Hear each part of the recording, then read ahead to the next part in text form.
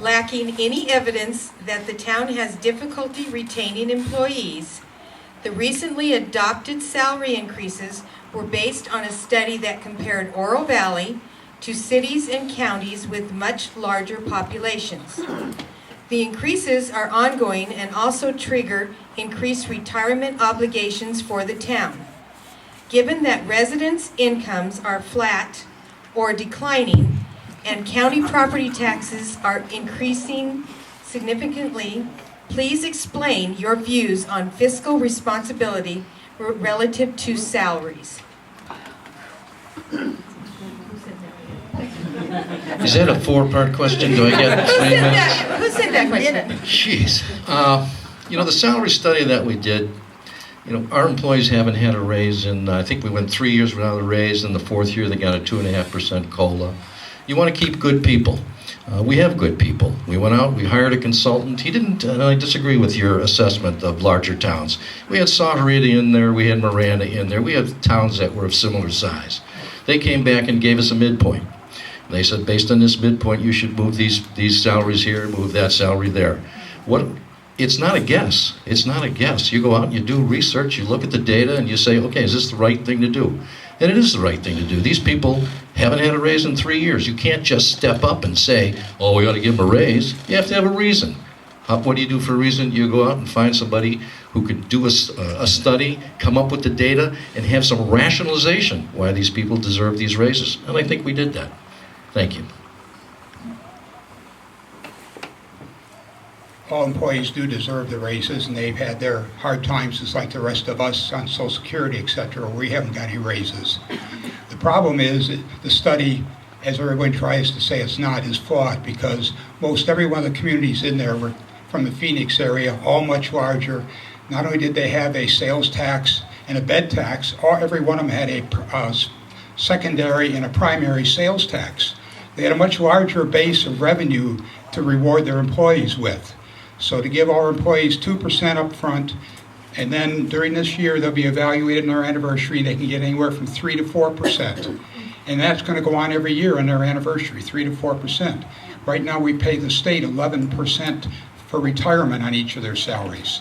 So it may sound like no big deal today, but we're building a dangerous slope in the future if we continue that way.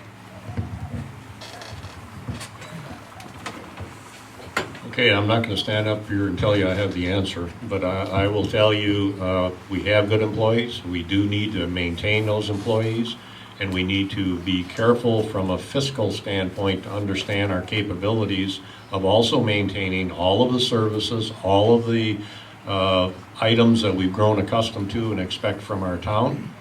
And we need to be careful of guaranteeing on some regularity a particular a number, because we may find ourselves not able to do that without finding another revenue source, and nobody wants to hear the word T, taxes of some sort. So that's the only caution I would say. It is our job as a town to find a way to take care of the employees in line with their contributions for all of the services we get.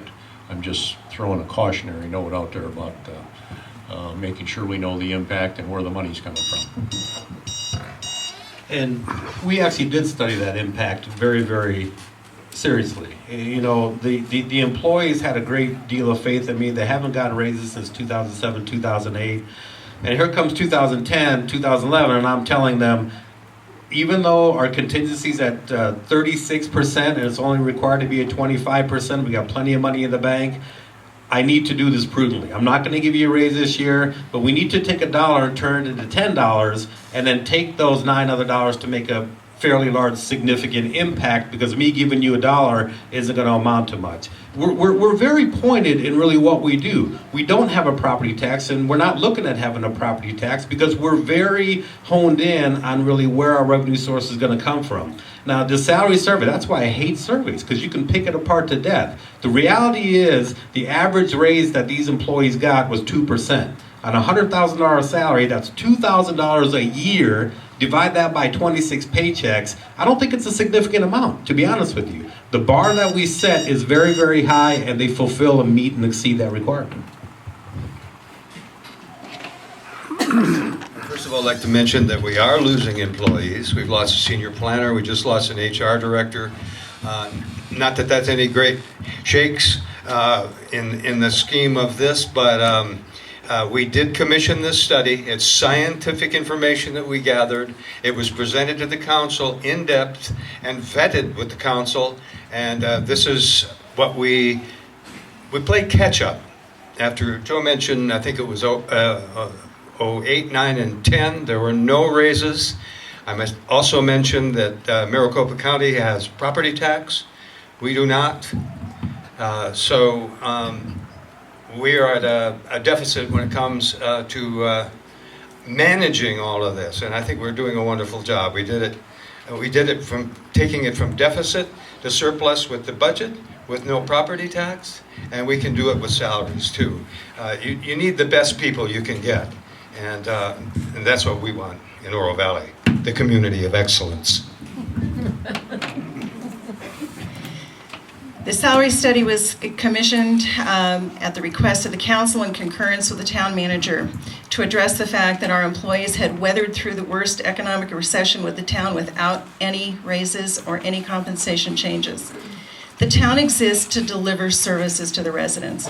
I don't know about you, but I don't want a mediocre police officer pulling up in front of my house. I don't want a mediocre meter reader who can't get it right and I get an extra bill.